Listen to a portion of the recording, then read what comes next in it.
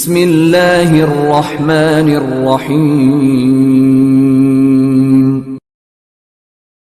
آپ چاہتے تھے میں کسی کو نہ دیکھوں جب تک کہ پیغمبر کو نہ دیکھ لوں۔ میں نے بھی علم الہی کے لیے آپ کو مخصوص کیا۔ ایک مرتبہ زبان چسائی اور اس کے بعد جناب امین نے کہا یا رسول اللہ اگر آپ اجازت دے توریت سناؤں، آپ اجازت دے زبور سناؤں، انجیل سناؤں، اور اگر آپ اجازت دیں قرآن سناؤں۔ نہیں ہے مجمع، نزول قرآن ابھی شروع نہیں ہوا، 10 برس باقی ہیں۔ جو لوح محفوظ کا آغوش رسالت میں مطالعہ کرے اسے علی کہتے ہیں۔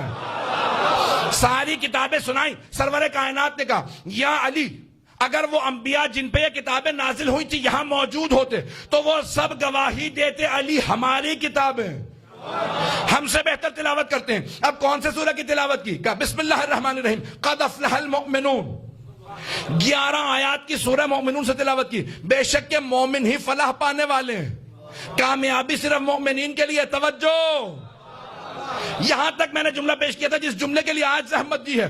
آج مجھے کتاب کے اندر ملا چند دن پہلے، تو وہاں پہ جناب سرور کائنات نے جیسے مولا نے کہا نا قد افلح المؤمنون، بے شک کہ فلاح پانے والے مومن ہیں، زیادہ تو نہیں چیخ رہا بھائی مجمع میں اتنا زور لگا رہا تو آپ بھی ذرا زور لگائیے گا۔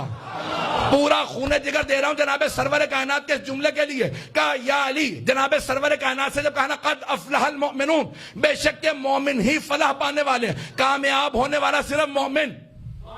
تو سرور کائنات نے کہا وہ بے کا یفلح المؤمنون، اے میرے بھائی علی آپ ہی کی وجہ سے مومن فلاح پائیں گے۔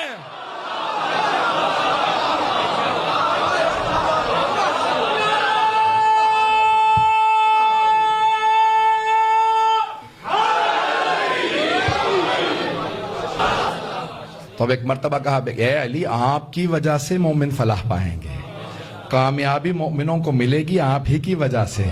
اب سمجھ میں آیا میرے مولا نے وہاں پہ ان آیات کی تلاوت کیوں کی؟ کیونکہ مولا جانتے ہیں مومن ہی فلاح پانے والے ہیں جن کی وجہ سے فلاح ہے۔ ایک اور جملہ کہہ دوں، عزیزان گرامی، مولا فرما رہے ہیں قد افلح المؤمنون، بے شک فلاح پانے والے ہیں مومن، فلاح پانے والے ہیں مومن، اور علی ہیں امیر المؤمنین۔ میں زیادہ وقت نہیں لوں گا، وہی جو میں نے کتاب کا انتخاب کیا جس میں شیعہ سنی دونوں کتابوں میں جو متفقن علیہ جن پہ اتفاق ہے وہ احادیث پیش کر رہا۔ تو علی خیر البشر فمن ابا فقد کفر، جو بھی علی کے مقابلے میں آیا وہ کفر کی حد تک چلا گیا، وہ کافر ہو جاتا ہے۔ عزیزان گرامی جو علی کے مقابلے میں آ جائے، ایک مرتبہ نہ ماننے والا، ایک مرتبہ انکار کرنے والا، دونوں میں فرق ہے۔ نہ ماننے والا جانتا ہی نہیں ہے، انکار کرنے والا جان کے انکار کرتا۔ پتہ نہیں بات پہنچ گئی؟ عزیزان گرامی ایک جانتا ہی نہیں ہے لیکن ایک مرتبہ جانتا ہے اور پھر انکار کر دیتا۔ فمن ابا فقد کفر، جو بھی ابا کرے، جو بھی مقابلے میں آ جائے، اکڑنے لگے۔ اب میں حدیث سنا رہا ہوں سرور کائنات کی، امتحنوا اولادکم بولایت علی و بحب علی، دو مختلف مضامین کے اندر احادیث ہیں۔ میں جملہ کہہ رہا ہوں، بہت سخت جملہ ہے، شیعہ سنی دونوں کتابوں کا کتاب میرے پاس موجود ہے۔ آیت اللہ لطف اللہ صافی البیگانی نے کہا کہ اپنی اولاد کا خود امتحان لو۔ میں نے کہا جملہ سخت ہے، مجمع کی نظر کر رہا ہوں۔ سرور کائنات فرماتے ہیں اپنی اولادوں کا خود امتحان لو، تمہارا ہے یا نہیں ہے؟ صحابہ سے کہا اپنی اولادوں کا خود امتحان لو، تمہارا ہے یا نہیں ہے؟ کہا یا رسول اللہ کیسے؟ کہا میرے بھائی علی کی محبت سے، جو محبت رکھتا ہو وہ تمہارا، جو بغض رکھتا ہو وہ غیر کا۔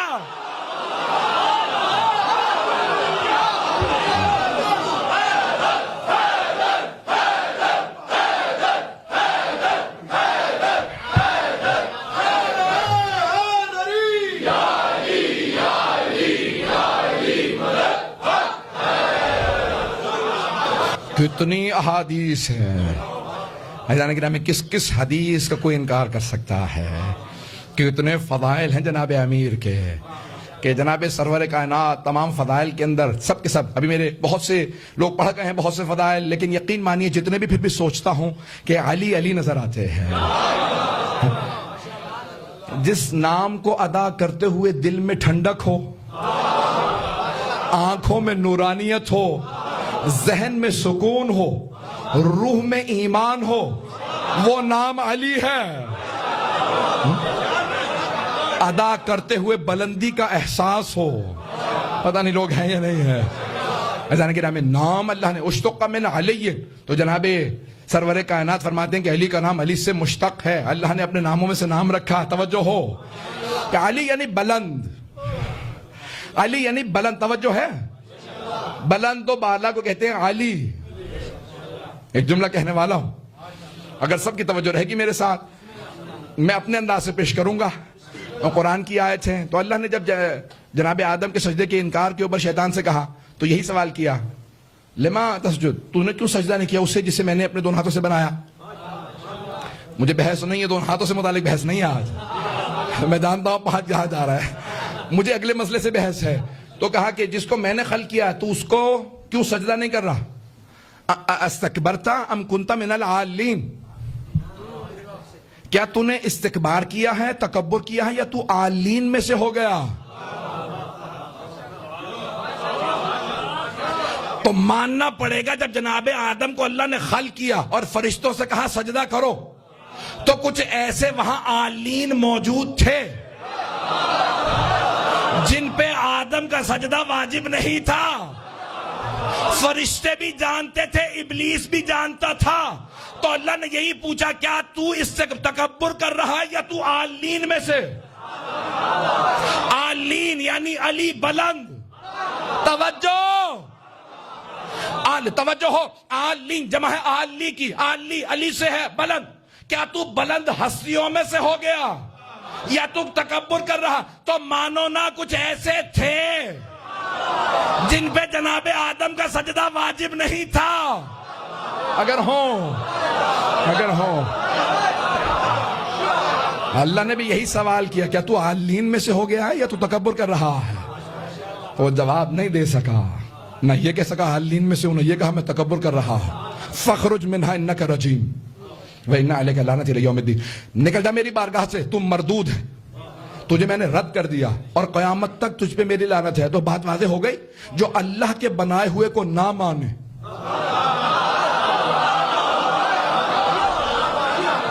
اس پہ قیامت تک کے لیے لعنت ہے. پتہ نہیں لوگ پہنچے یا نہیں پہنچے. اور جو اللہ کے بنائے ہوئے کو مان لے وہی جوارے رحمت میں رہا کرتے ہیں. پتہ نہیں لوگ پہنچے یا نہیں پہنچے. علی خیر البشر, یعنی کہ جو بھی علی کے مقابلے میں آ رہا ہے, اور بڑے عقل مند لوگ بھی تھے, آ گئے مقابلے میں, آنے کے بعد فیصلہ کیا جا رہا, آنے کے بعد فیصلہ کیا نہیں جا رہا. اور میرے مولا سے جب پوچھا, یہ جملہ بس جنگ کا 2 جملے پیش کر کے ختم کر رہا ہوں. جب پوچھا, رزم کا ایک مزاج بنا ہوا پیش کر رہا ہوں. جب پوچھا آپ کے بیٹے نے, حضرت محمد حنفیہ نے, جو خود بہت بڑے جنگجو تھے, پہلوان تھے, دلیر تھے, اور جن کی جنگوں کی اور شجاعت کی صحبت عام ہوا کرتی تھی, گفتگو لوگ عام کرتے تھے, ان کے قصائد زباں زد خاص و عام تھے. جو ہاتھ سے لوہے کو چیر دیتا ہے وہ محمد حنفیہ. مجھے نہیں معلوم لوگ ہیں یا نہیں. ہاتھ سے خود جناب امیر نے کہا کہ یا علی, یہ اے بیٹا محمد, جاؤ جا کے میری زرہ کو کٹوا لاؤ, یہ بڑی ہو گئی ہے, 25 سال بعد پہن رہا ہوں. علی جہاد نہیں بھولے تھے. اگر ہو مجمع میرے ساتھ, بھائی وقت نہیں ہے, میں بہت تیزی سے گزر رہا ہوں. تو ایک مرتبہ کہا یہ زرہ کٹوا لاؤ, میرا وزن کم ہو گیا ہے, یہ زرہ کٹوا لاؤ. کہا بابا کہاں سے کاٹنی ہے؟ کہا یہ 2 انگلیوں کے برابر. ہاتھ کے اشارے سے بتایا. جناب محمد حنفیہ نے ایک مرتبہ ہاتھ سے پکڑا لوہے کی زرہ کو, اور چیرنے کے بعد کہا کہ بابا اب پہن کے دیکھیں پوری آ رہی ہے. لوہار کے بغیر جو لوہے کی زرہ چیر دے وہ محمد حنفیہ. وہ محمد حنفیہ سوال کریں جناب امیر سے, اپنے بابا سے, کہا بابا صفین کی جنگ ہے, میدان میں کہاں پاؤں گا آپ کو؟ 1.5 لاکھ کا مجمع وہ لایا ہے یا 80,000 کا, مجھے تاریخ کی بحث نہیں ہے, 80,000 بھی کم نہیں ہے. کہا بابا میدان جنگ میں کہاں پاؤں گا؟ جناب امیر نے ایک مرتبہ بیٹے کو دیکھا, کہا بیٹا جہاں چھوڑ کے جاؤ گے وہیں پاؤ گے.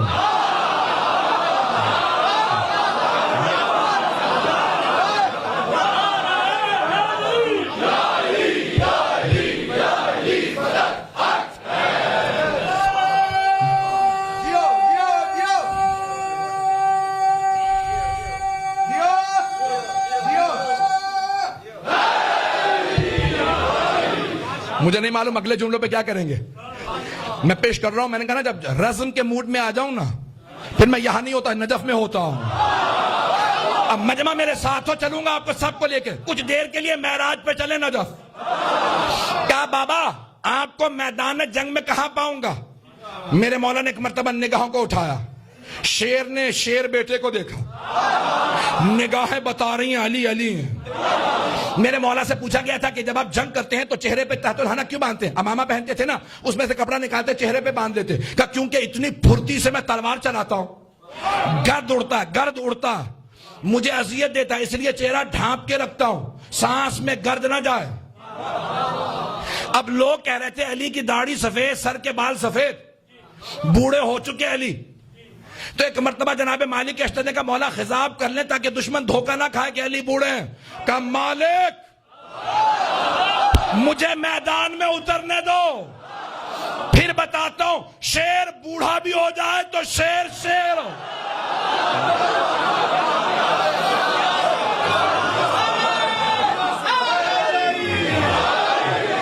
سنیں گے اب تم نے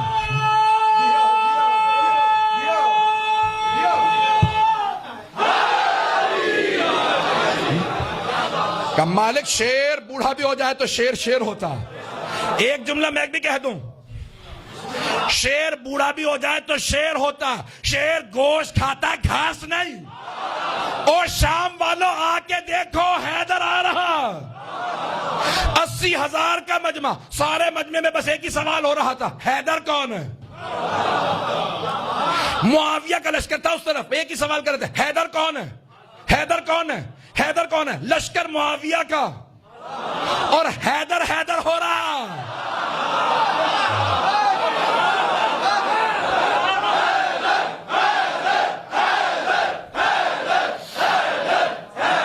بس بھائی آخری جملے سن لیجئے, میں پورا خون جگر دے گیا ہوں. ایک مرتبہ جناب مالک اشتر نے کہا نا, کہا کہ ہے بس مالک مجھے میدان میں اترنے تو پھر بتاتا ہوں. بوڑھا ہو گیا ہوں لیکن شیر پھر بھی شیر ہوتا. جناب محمد حنفیہ نے پوچھا نا, کہا بابا میدان جنگ میں کہاں پاؤں گا آپ کو؟ کہا بیٹا جہاں چھوڑ کے جاؤ گے مجھے وہیں پاؤ گے. توجہ, کہا جہاں چھوڑ کے جاؤ گے مجھے وہیں پاؤ گے. کہا بیٹا 3 باتوں کی نظر رکھنا, دانتوں کو بھیج کے رکھنا, نظر آخری فرد پہ رکھنا, زمین پہ ایسے کھڑے ہونا جیسے زمین میں گڑ گئے ہو. کہ زمین میں گڑ گئے. کہا بابا پھر اتنے افراد مارتے کیسے ہیں آپ جب پیچھے نہیں جاتے؟ کہا نہ میں دشمن کے پیچھے جاتا ہوں نہ دشمن سے پیچھے جاتا ہوں. جس کی موت آتی ہے وہ خود ہی سامنے آ جائے. میں اپنے انداز سے کہوں, میرے مولا نے تو کہا جس کی موت آتی ہے سامنے آ جاتا. میں کہوں گا کہ میرے مولا فرما رہے ہیں جس کی موت آتی ہے وہ سامنے آتا, میں ذوالفقار کا صدقہ اتار دیتا ہوں. وقت نہیں ہے, 2 جملے دعا کے کرانا چاہتا ہوں, بس 2 جملے دعا کے. صاحب کی صحت و سلامتی کے لیے بلند ترین صلوات.